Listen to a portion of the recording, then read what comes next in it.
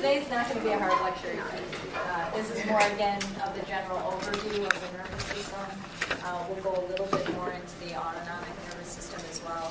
I did upload this morning some newer slides. Those are up there now, just in case you have the old slide deck. Not a lot has changed. I just added a couple of pictures and reworked the flow of it a little bit more. Before I start, though, I wanted to make sure everybody saw the schedule for the presentations, correct? Everybody was on it, right? There was nobody that was not on there? Okay. Because they said the class list might be a little bit messed up, so I just want to make sure everybody was assigned a section. All right, so we'll get right into this. So again, and I'll beat this dead horse a million times, there's two divisions of the nervous system: the central nervous system, which is your brain and your spinal cord, and then the peripheral nervous system, which is basically everything else. Got all your neural tissue outside, that's all the sensory organs, in your fingertips and your toes, all of the nerves that go into the spinal cord and synapse there, and all of the nerves that synapse in the spinal cord and then go out. I have a great slide in there that I found because it's such a hard concept of exactly when does it turn into the peripheral nervous system for sensory or for motor. And there's a great graphic later on that shows that. And then part of the efferent division, the motor output, has two different sections as well, and those are the somatic, which is your muscle control, and then autonomic, which is everything that you don't think about in your body. Your body does for you. That is the autonomic control. So first we got to talk a little bit about the protection of the central nervous system and why that is so important. And I do a lot of clinical management of concussion patients, so we see a lot of this and what happens in the skull when you get hit in the head.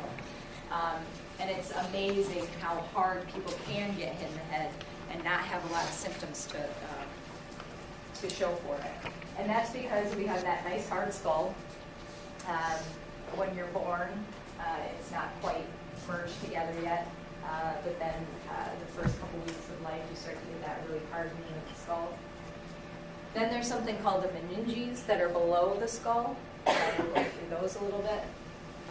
And then they can, in the meninges is the cerebral spinal fluid, which is really your cushioning. It brings nutrients and it bathes the skull, the brain as well, and it takes things away. But really, its number one purpose is for protection and to give a little bit of cushioning. So the meninges, and I'm sure you guys have heard of these before. There's the dura mater, which literally means hard mother, which I think is cute. But your mother would protect you. It's a dense collagen-like tissue mass that's right underneath the skull. It's adhered to the skull. Then you have an arachnoid, which is arachnoid matter, which is like a spider-like thing. It's attached right below the dura mater, and then it's got all these little projections and like fine webbing. And then the pia mater sits just flush onto the tissue, so onto the cortex or onto the spinal cord. And that's really adherent.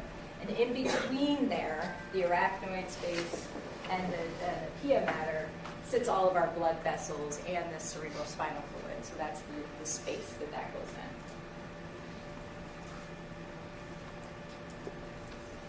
in. They love to name things. Luckily, if you know your anatomy well, you'll understand every part of the naming. The epidural space, which means epi means above. So epidural means above the dura. That's between your skull and your dura. Then there's subdural space, which is below dura. That's between your dura and your arachnoid.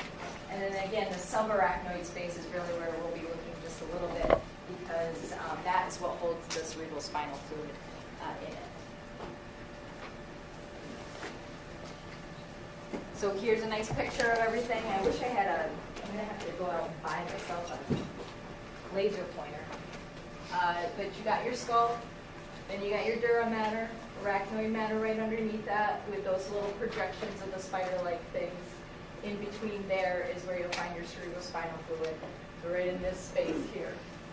And that's also where you'll see all your blood vessels as well. And then the pia mater is that really, really small, adherent to the surface of the tissue.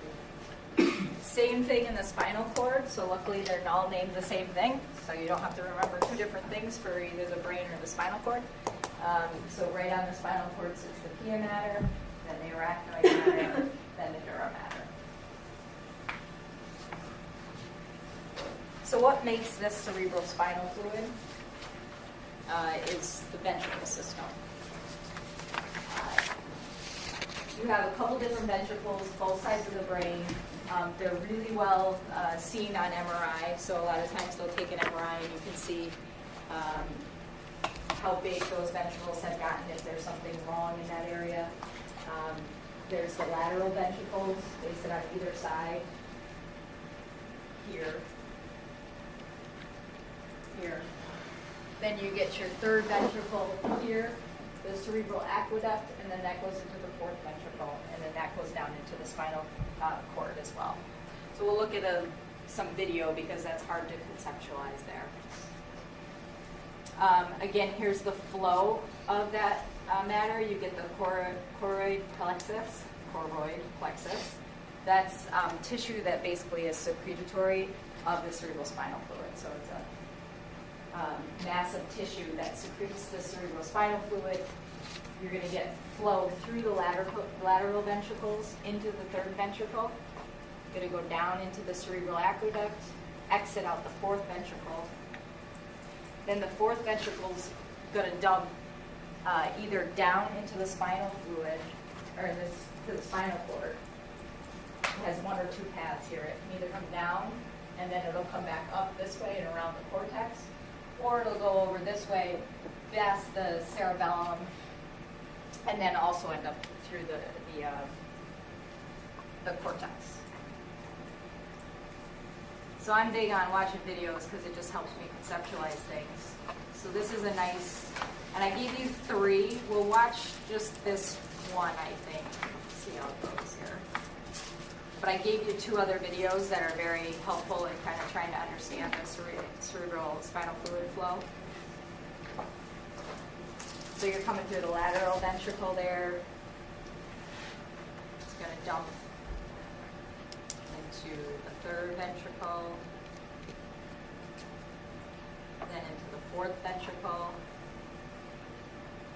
And then once it fades into the around the cortex, we get rid of it through the superior sagittal sinus, so a big vein that sits on top of the brain that absorbs all those cerebrospinal fluid, and then back into the circulation it goes. So if that doesn't happen, there can be an issue.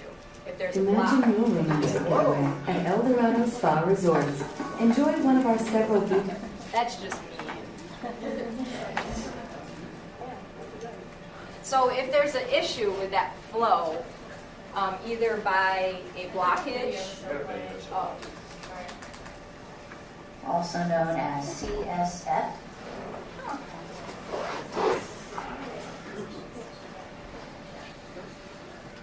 There we go.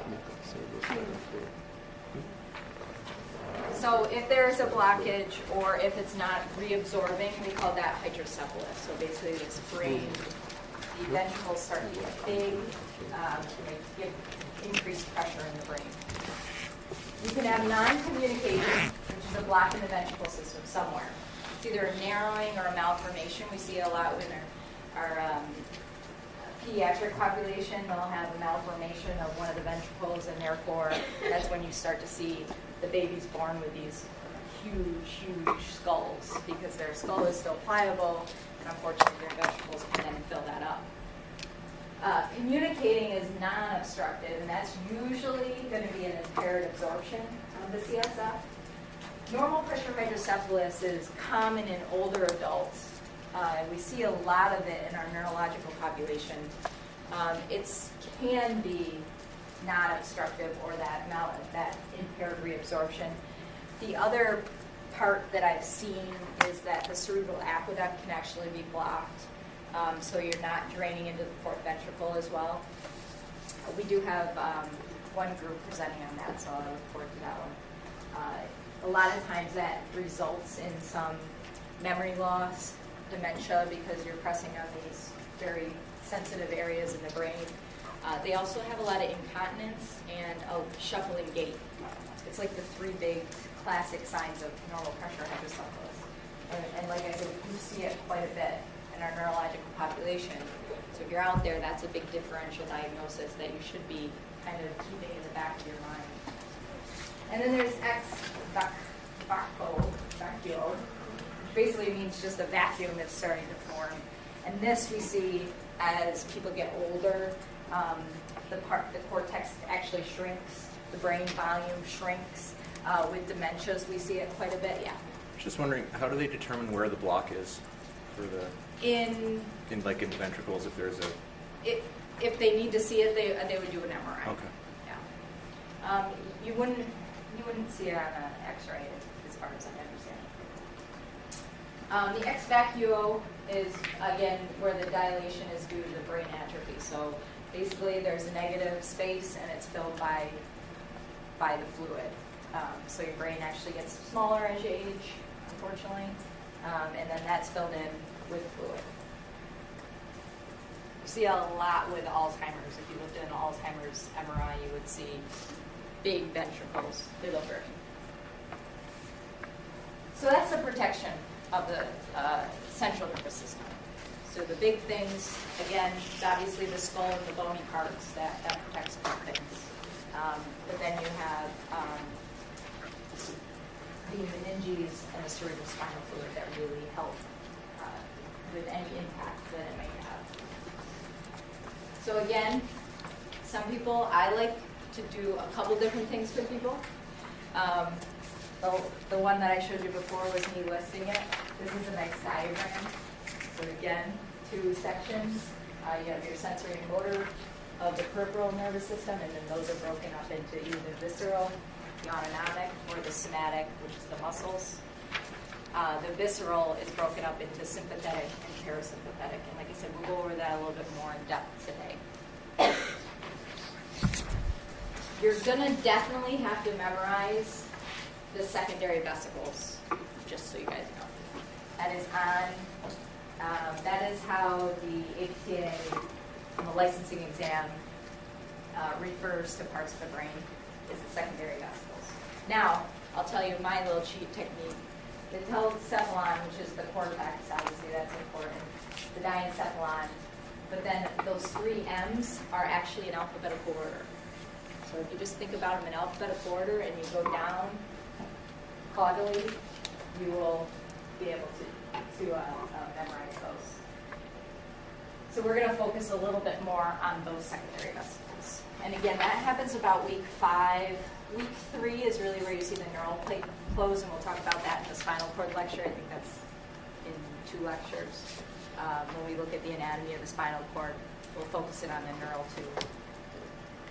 Here's your primary vesicles. You don't have to memorize these. These are more just for your reference, that we are formed as this like little tube thing. We look a lot like a tapeworm in the beginning. And then we start to close that neural tube, and then that neural tube starts to develop into these primary vesicles, and then into the secondary vesicles is what we start to kind of notice as looking like human. So the telencephalon is your cerebral cortex. So you should know that's kind of what I need you to memorize is telencephalon is cortex. It's the highest level of organization and function in our brain. It's what makes us human. The diencephalon is your thalamus, your hypothalamus, your epithalamus, and your subthalamus. Those are like your relay centers. And we will go over that a little bit more, but rarely does anything go down into the spinal cord or come back up without synapsing in the thalamus area. So it's what we like to call the relay. The mesencephalon is the midbrain. It's formed around that cerebral aqueduct, so in between the third ventricle and the fourth ventricle, there's the cerebral aqueduct. And that's really around that area is where we consider the mesencephalon. The metencephalon, which again, it's an alphabetical order, ST, is your pons and your cerebellum, so a little bit lower. And then the myelencephalon, which literally means spinal cord-like, is your medulla oblongata, and then that goes right into the spinal cord.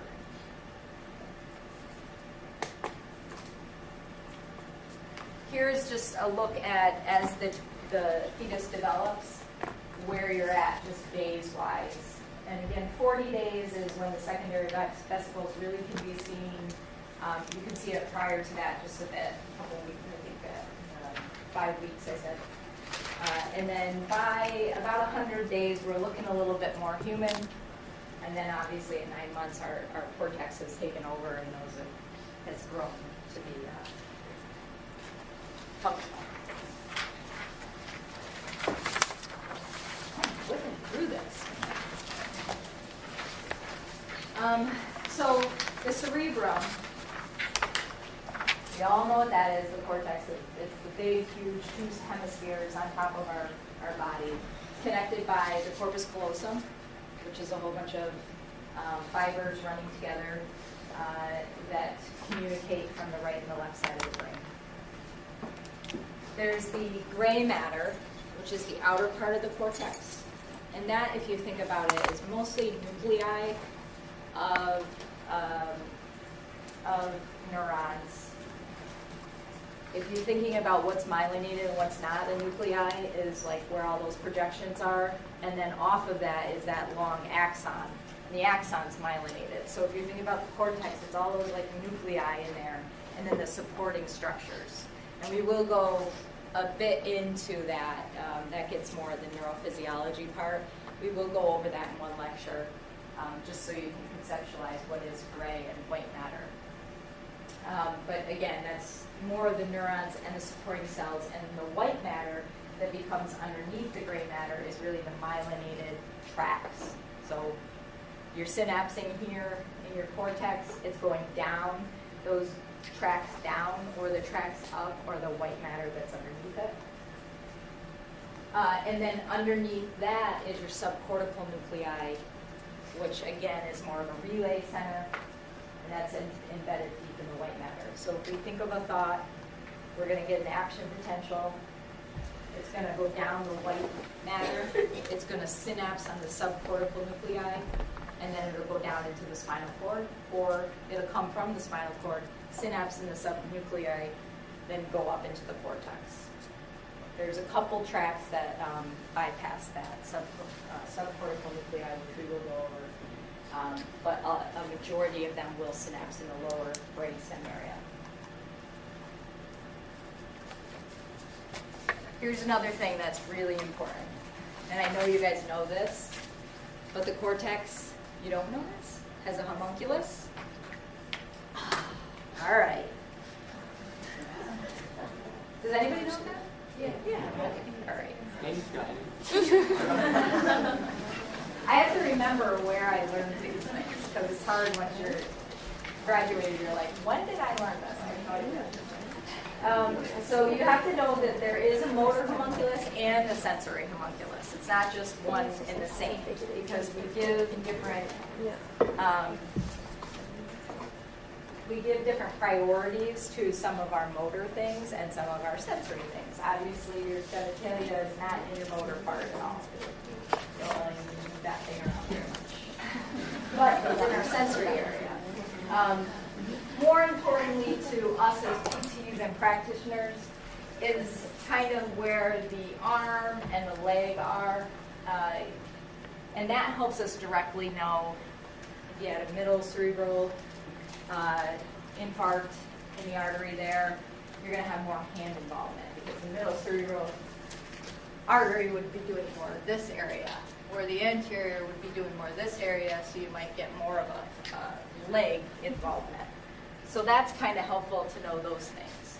But you do have to know that there's both motor and there's sensory, and roughly where the body parts are. You don't need to know exactly where the tongue and the pharynx are, but to know that it's like more your face, your arm, and then your legs. And the legs kind of hang over on the medial part of the brain. So in the cortex, there's basically 4 major lobes, and then there's 2 kind of fake lobes, but I think they're very important. So you have your frontal lobe, which is your primary motor cortex. It also contains your premotor and your supplementary motor areas. It gives you Broca's speech area.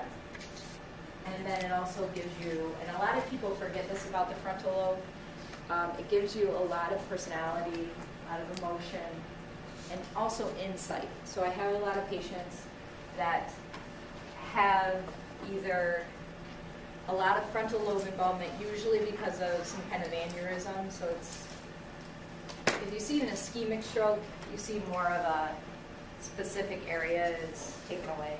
With an aneurysm, when you have something that kind of presses on a lot of different structures in the brain, you get a lot more involvement. So unfortunately, these people that have aneurysms that rupture tend to have more involvement of the frontal lobe, and they have less insight into their disability. So what does that make them? If you don't know how limited you are, what's the thing we care about?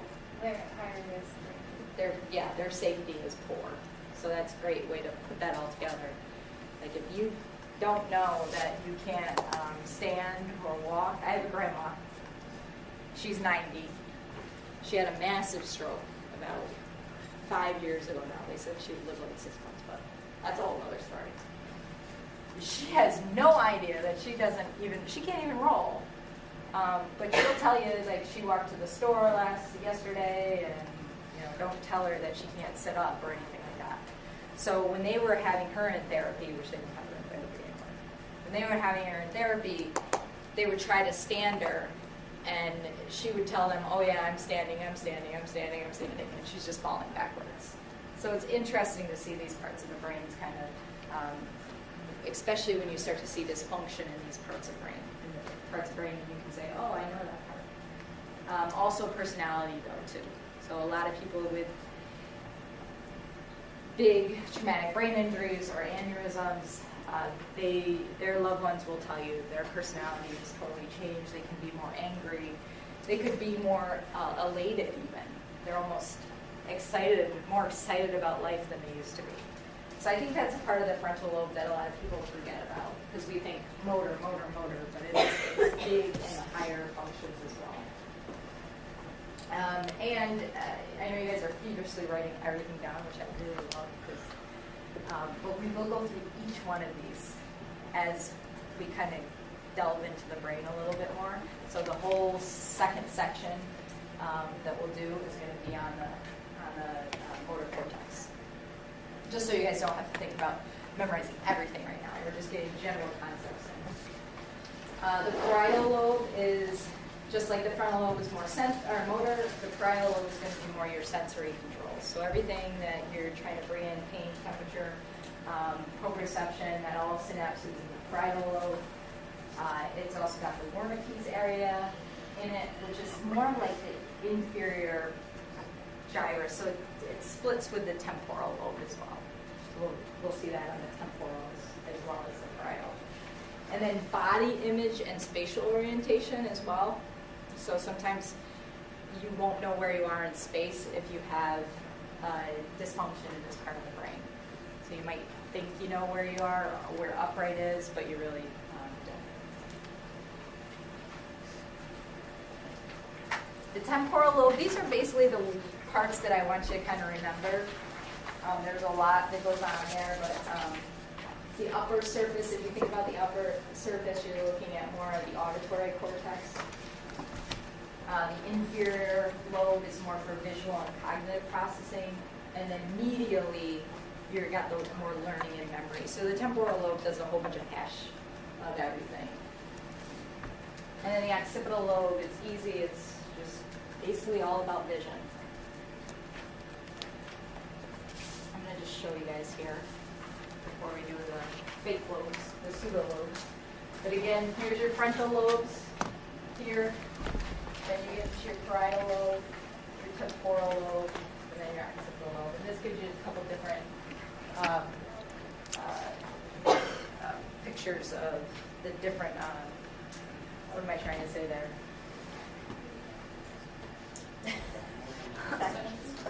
Like planes, sorry. So then there's these two pseudolobes, which include the insula lobe. If you look at the lateral fissure and you go right deep inside of that, intermediately there, you're going to get what they call the insular lobe, and that's really autonomic function. Pain is considered, and you will see some of that, pain is considered some of an autonomic function as well. And then the limbic lobe is basically, if you're seeing the frontal lobe, it's right below that and right before, and then right below that would be the lateral ventricles. And that's usually where we consider more of the memory, learning, and motions. So here is the limbic lobe here, and the insular lobe is more deep within that lateral fissure there. So here's your temporal lobe, here's your parietal. Right in between there is where they consider that insula to be.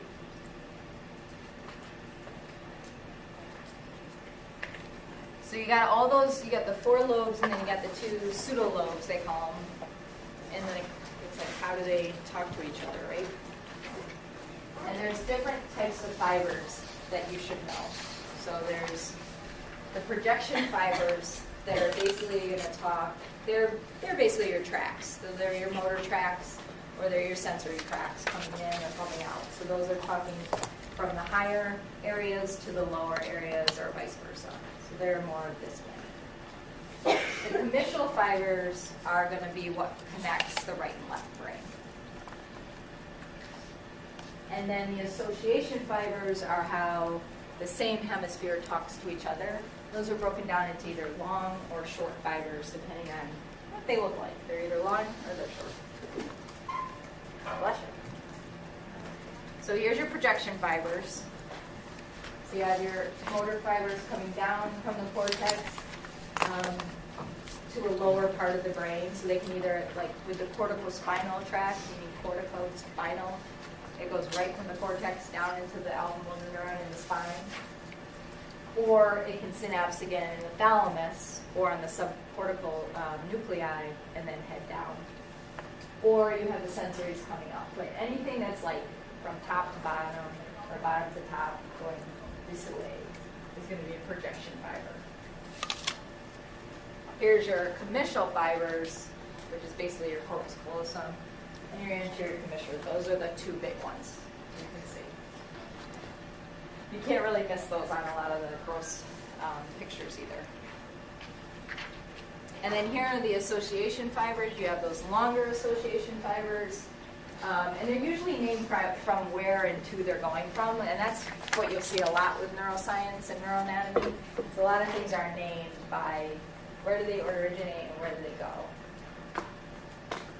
And then you have the short association fibers that just kind of go in between those little gyri and sulcuses, and they just connect just small parts of the brain.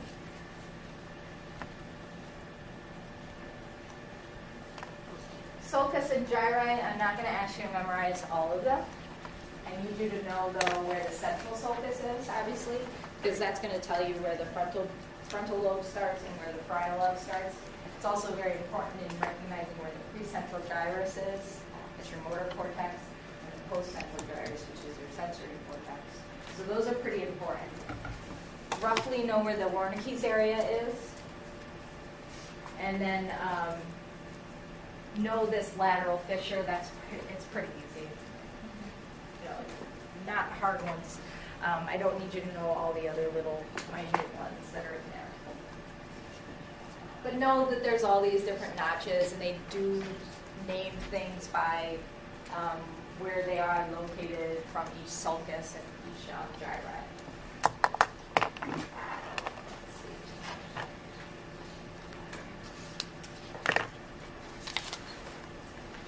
So that was the cortex, which is the telencephalon. Good. You're already starting to memorize. So this is the diencephalon, which is right below that.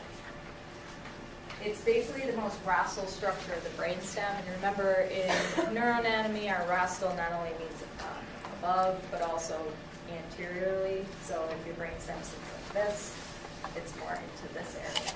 And that's going to be your thalamus. Again, like I said, it's more the relay center. So it's basically where everything has to synapse before it either goes to the spinal cord. It's like a little mini brain there. It's very important.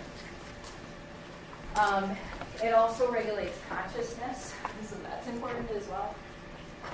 The hypothalamus is part of the endocrine system, so it's important in releasing hormones, telling things where to release hormones, type of hormones to release. Then you've got your subthalamus that regulates skeletal movements, and the epithalamus, which is a connection between basically your limbic system, that emotional system, and the brain. And it's also involved in the circadian rhythm there. So that's a pretty important part of the brain, and that's why it's so deep and protected. So you have that big cortex around it, and then that is the most protective part in the middle of the brain.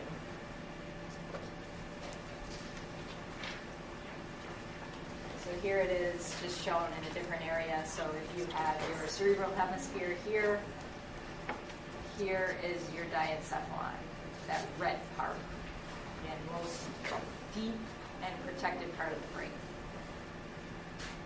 And then right below that are your 3 M's that are in alphabetical order. So you should know the mesencephalon is the midbrain. It contains the cerebral peduncles, and we will go again over more of the brainstem anatomy. But it contains the cerebral peduncles, the nuclei of the 3rd, 4th, and 5th cranial nerve, the red nucleus, substantia nigra, and then the visual and the auditory colliculi, which is superior and inferior colliculi. Those are like two little like eyes like this.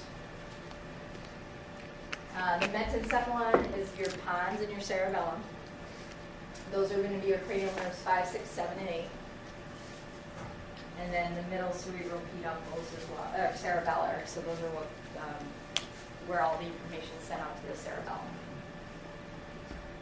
And then your myelencephalon is your medulla oblongata. Cranial nerve 9, 10, 11, and 12 are there. And that controls respiration, swallowing, sweating. That's a big part of the parasympathetic nervous system. Again, we'll go over the brainstem anatomy as it relates to blood supply, because these are important to know if you do have a stroke of a specific blood vessel that supplies the specific parts of the brain. So then you'll know, well, those cranial nerves should be affected, or the connections to the cerebellum would be a problem, those types of things. How you guys doing? Okay. Why don't we take a 10-minute break? We'll come back and finish up with the spinal cord and the autonomic system. Okay, you guys ready for the spinal cord? Spinal cord. So still in the central nervous system. You didn't get that first couple slides. All right. So the spinal cord is basically the link between the brain and the PNS. Sure. So you gotta go through the spinal cord, except for a couple of nuclei and the brain stuff. But it also has gray matter and white matter. Your gray matter is going to be centrally located, and that's all the neurons and the supporting cells in through here. And then the white matter, again, is more of the tracts, those myelinated fibers that are either ascending or descending through the cord. Also important to notice here is that there is basically a homunculus through the spinal cord as well. So you can see, and the next slide's a little bit nicer too. It goes neck, arm, upper trunk, lower trunk, leg, on the back, on the dorsal column here. And then also you have the leg, trunk, arm, neck as you go in medially. And this is specifically the spinal planning tract. In general, your flexors are going to be more dorsal and your extensors more ventral, more anterior. And then as you can see, the foot is on the outside, and as we go in more, you're going, foot, leg, arm trunk. So your trunk is more towards the center of the cord.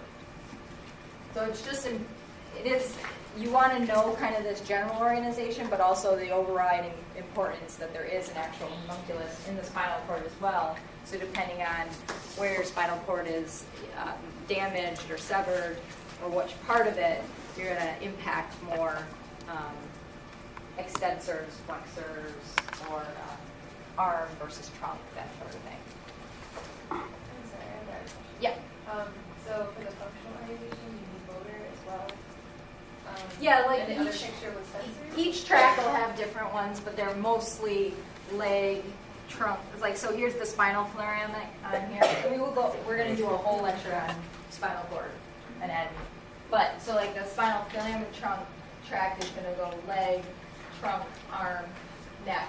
These are the tracks. So that's the ascending and descending tracks. But also in the gray matter, which is neuron related, those are the extensors, flexors that I was just showing you. So those are the inside here. That's the gray matter. So there's the white matter, which are your tracks that are going up or down, and those have a different homunculus than the gray matter tracks that are inside where the messages are synapsing. So, is there any, I'm sorry, That's all right. I was just asking about sensory and motor. I wasn't sure if it was sensory and motor. It's both. Yeah, it's both. Okay. Yeah, both.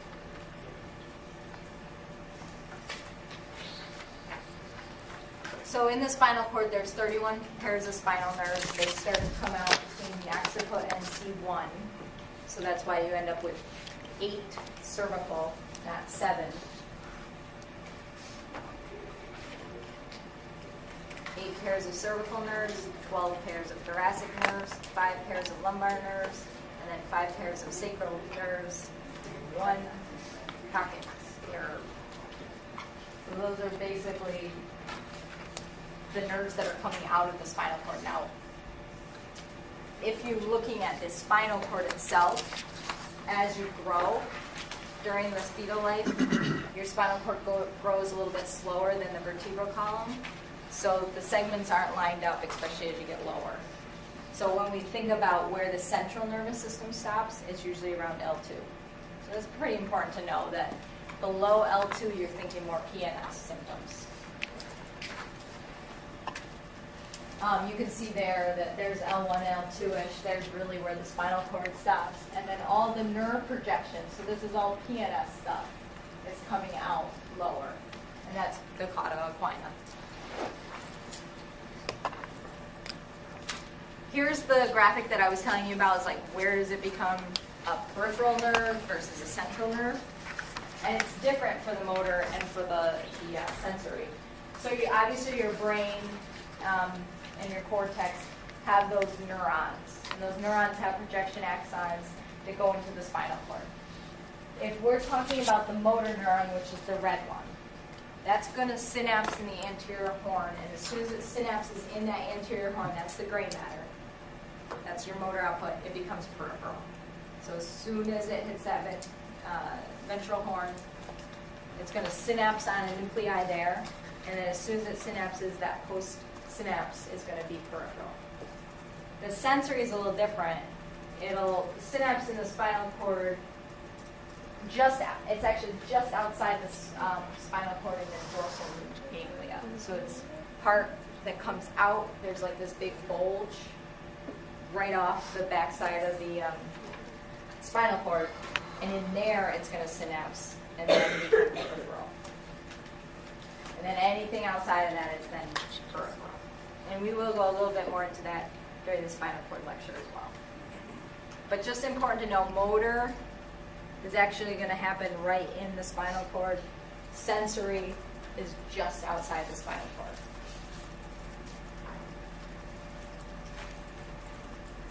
So once you synapse in those areas and you synapse on that nuclei, and then it becomes the PNS, or the peripheral projection of that nerve. That includes the somatic system, which is all your muscles, the peripheral projections of those 31 spinal nerves. So I consider both those 31 spinal nerves central and then peripheral, just depending on where you're talking about. The 12 pairs of cranial nerves, the actual nerves are considered peripheral. The nuclei on the brainstem are considered central. Any of the sensory receptor organs, and then, like I talked about, the autonomic system as well. And then that's broken up into sympathetic and parasympathetic. And then we'll talk a little bit about the enteric, which is the the GI tract, which is actually where most of our neurons in our body is located. I did a talk one year on, I'm getting my PhD, but part of it was on nutrients, how it affects autoimmune diseases. So the big thing right now is that gut axis. Does anybody hear about that? Like how our gut is inflamed and then that therefore causes some autoimmunity.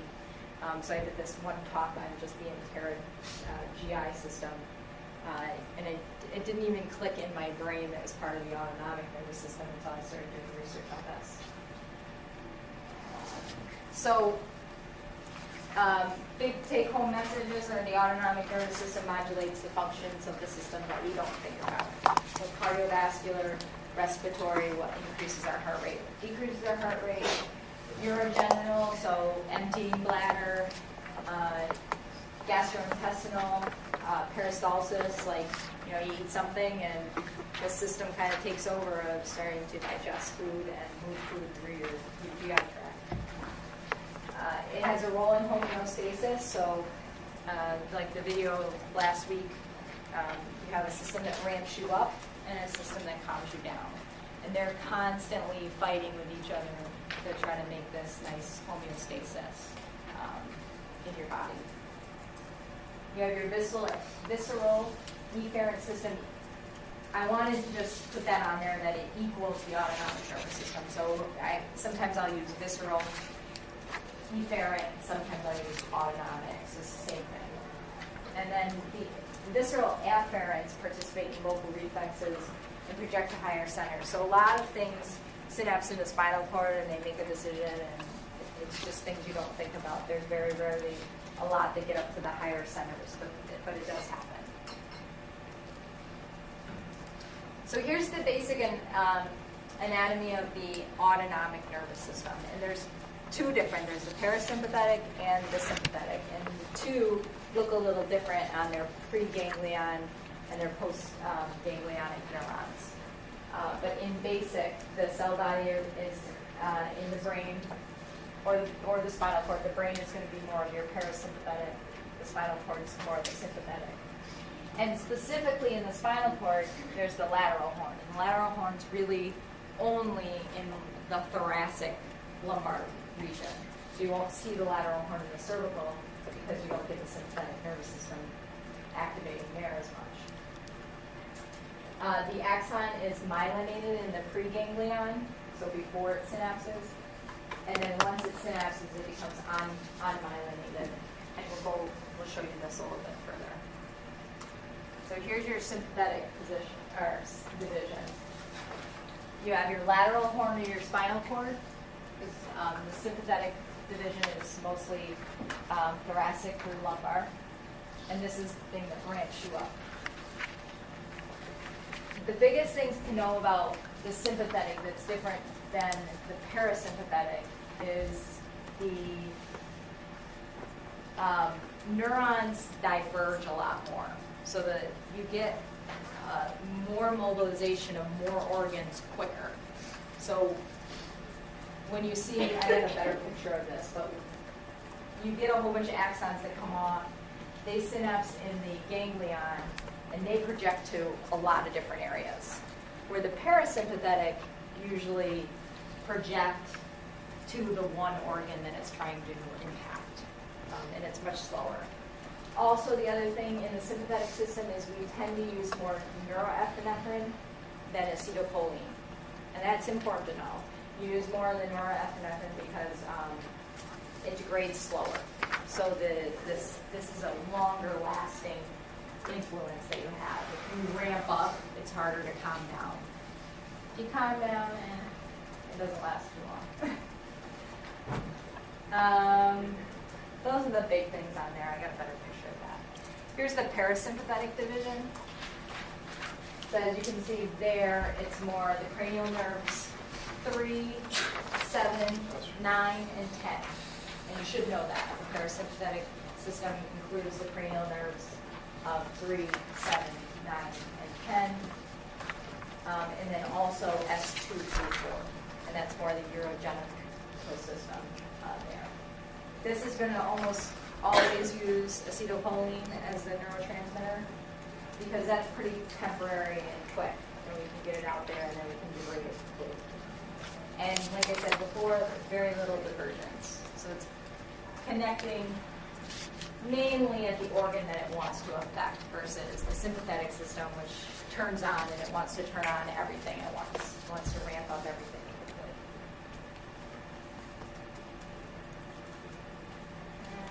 quickly. Skip that one. So then they consider the enteric nervous system part of the autonomic nervous system. I just wanted to kind of point out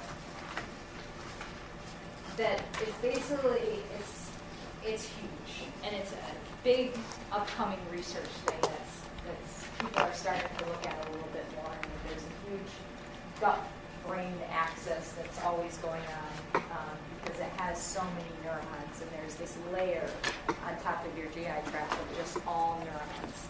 And it's really controlled.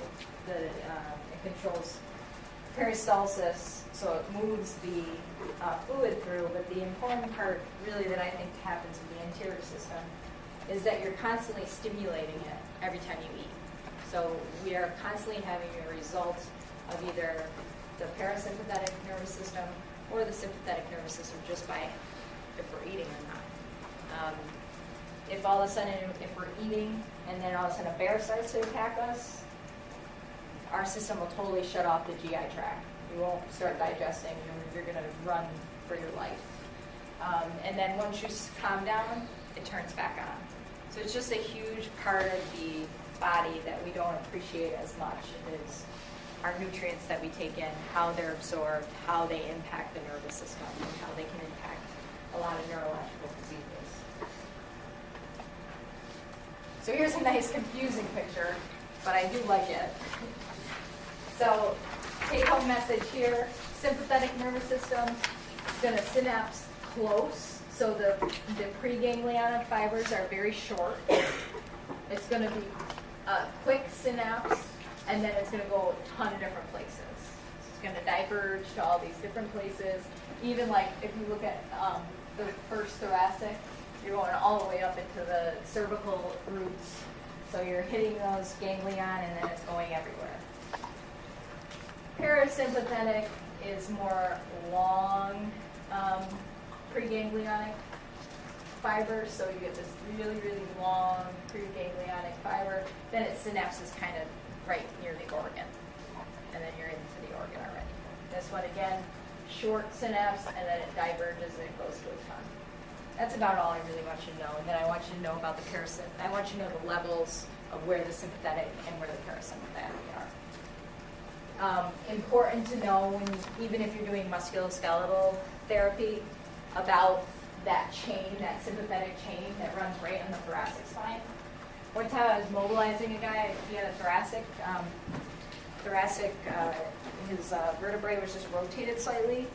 And I was just doing like a PA mode where you're just taking the transverse process and just pressing gently forward and back. And all of a sudden he started sweating, heart rate went through the roof, he felt lightheaded, dizzy, and I'm just like, I was a student at the time, I'm like, oh my God, I'm killing this guy, we're in a thoracic mode. And, luckily my CI was, up on these kinds of things, but she said, you probably excited the sympathetic ganglion there when you were pressing a little bit too hard, or he was just a little bit more hypersensitive to it. But you have to kind of remember those things, that runs right in that thoracic area. So if you're mobilizing it, you may get a response like that. Likewise, in the parasympathetic system, a lot of things that come up with that is that a lot of people that are dizzy tend to get nauseous, or a lot of people with high cervical rotation, like C1, C2, they can get really nauseous, and that's because we're activating the gut at those high cervical levels and into the brainstem. So you just got to think about things like that. I believe, oh, we still got the visceral afferent. So those were all the kind of going out kind of stuff. So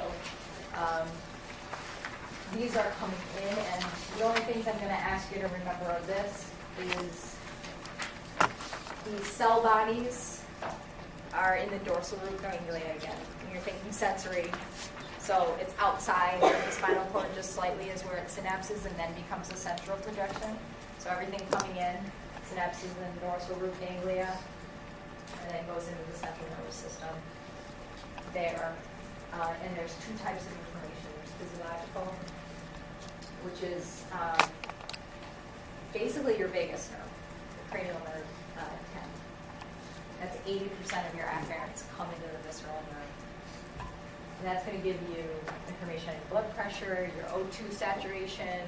So it tells you if you need more in your body. If your blood pressure is too great, then it'll send out a signal that you need to vasodilate. It mainly goes through those other cranial nerves there into the vagal nerve. You have the fullness of the organs, so that would be like the ones that I think of obviously are your bladder and like your GI tract and how full things are to empty. But there's other ones as well. I'm just not thinking of what the vagus nerve would do for fullness. And then vascular tone, so it tells you how vasodilated, how vasoconstricted things are, that kind of thing. So that's one type of information. The other type is pain, and we don't really think about that, but if we have a stomach ache, that's traveling through the autonomic nervous system into the brain. So it either goes up the spinal thalamic tract, which is a pain tract, or it synapses right in the thalamus and then into the brain. It's usually due to over-distension. You got to pee really bad, I guess. Irritation of that organ, or obviously disease and damage can also travel and say, I'm in pain, my liver's in pain because I'm drinking too much alcohol. So those are